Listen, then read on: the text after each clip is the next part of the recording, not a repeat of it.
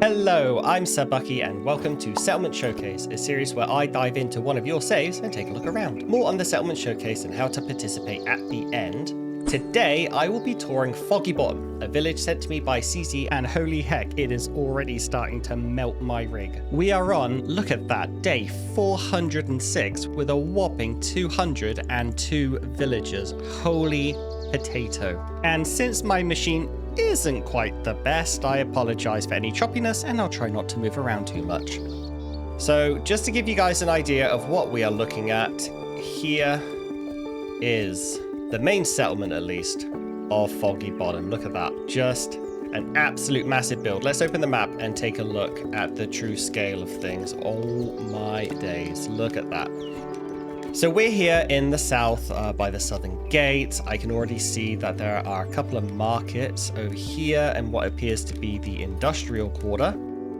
And then we have our residential, or one of our residential districts right next door. A religious area with our runestones here. A couple more houses, some long houses far in the distance. I do want to check out the Chieftain's hut because look, we have our own little guard dog, Radagast. That is someone we have to go take a look at and give all the pets to, obviously.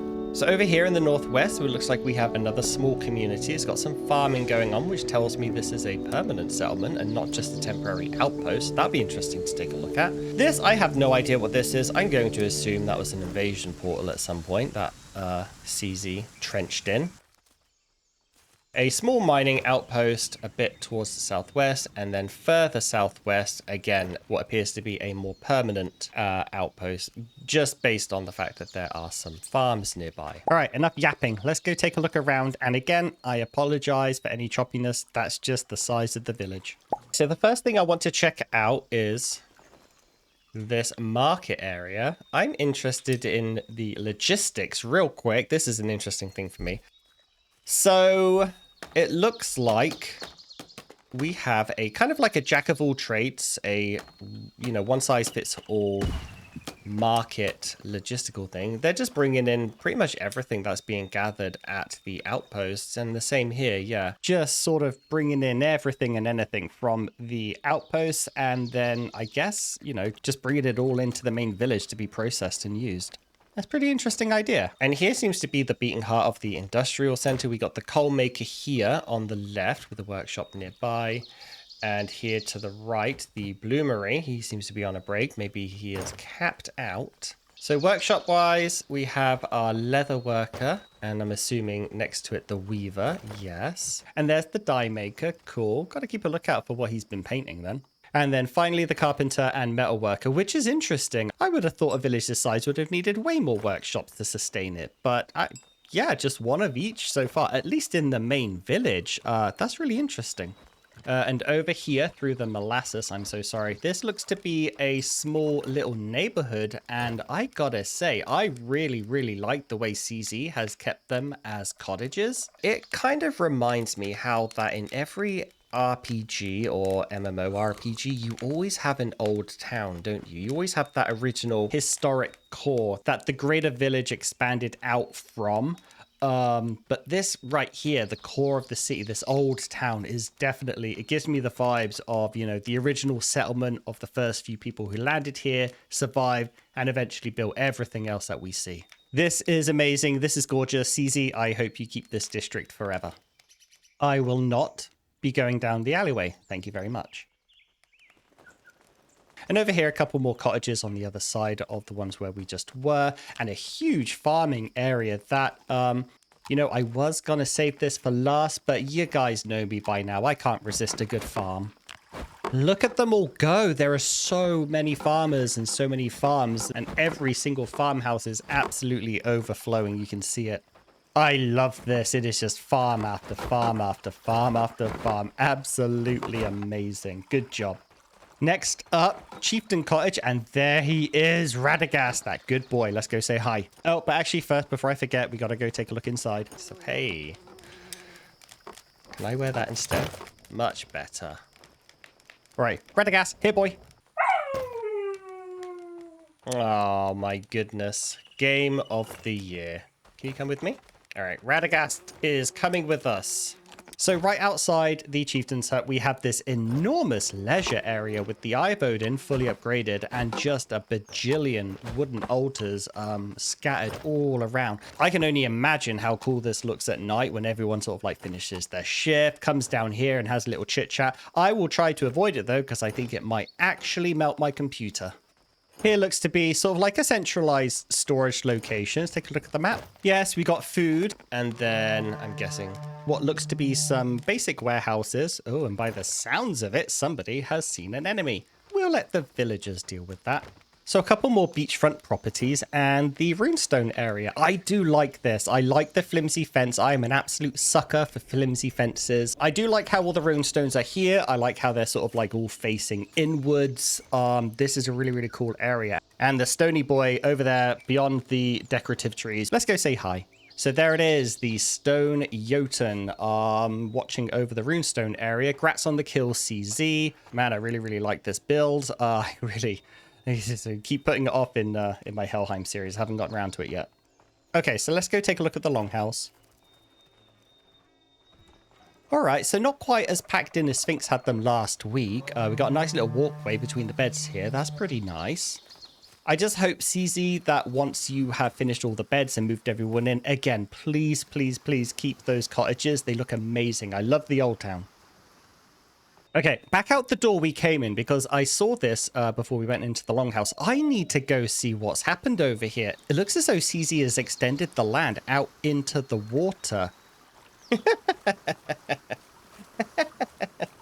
Did you fall in the water? Don't wave. Oh my God, you you absolute muppet. Where did you go? Get out of there. Oh my days. Okay, whatever. Yeah, I have no idea, CZ, how you did this, so let us know in the comments. But yeah, man, that looks incredible.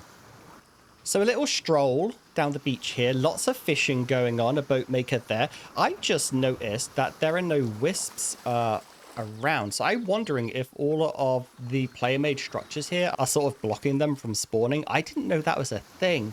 So CZ, I'm wondering if this... Like, do the wisps spawn and your patrols take them out, or do they just not? Have you suppressed their spawn or something?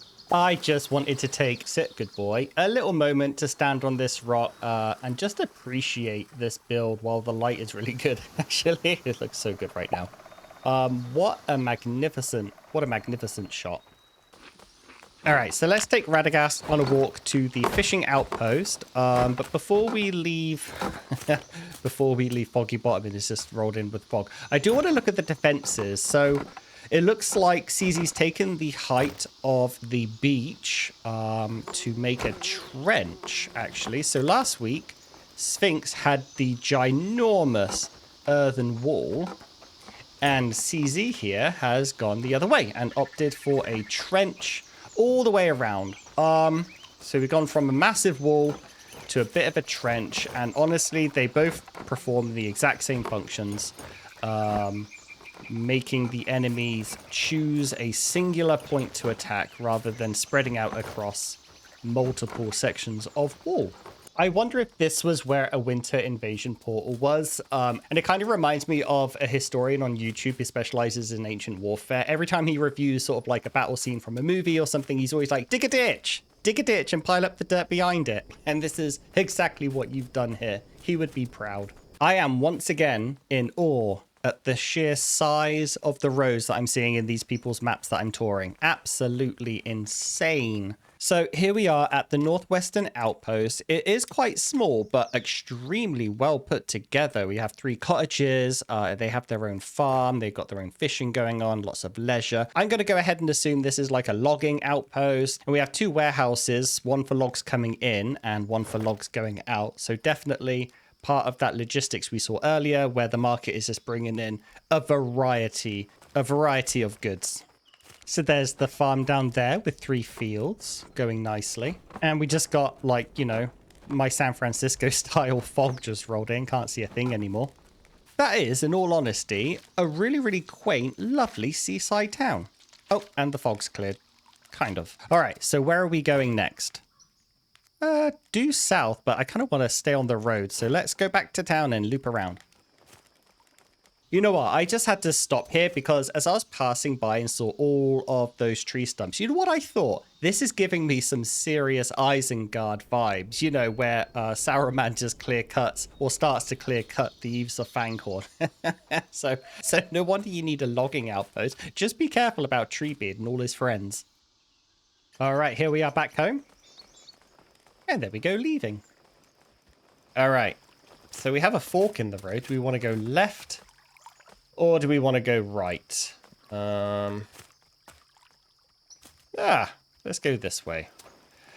Follow your nose, as Gandalf says. Oh, and there it is, coming into view just there. So this is right outside a cave, so clearly a mining outpost. I don't see a lot of activity here, so I wonder if that means the mine's exhausted and this outpost is sort of like winding down, perhaps. Let's go take a look inside. So yeah, from what I can tell, there's no more iron left, but there are plenty of large stones that still need to be collected. So I'm guessing this outpost might be retired soon.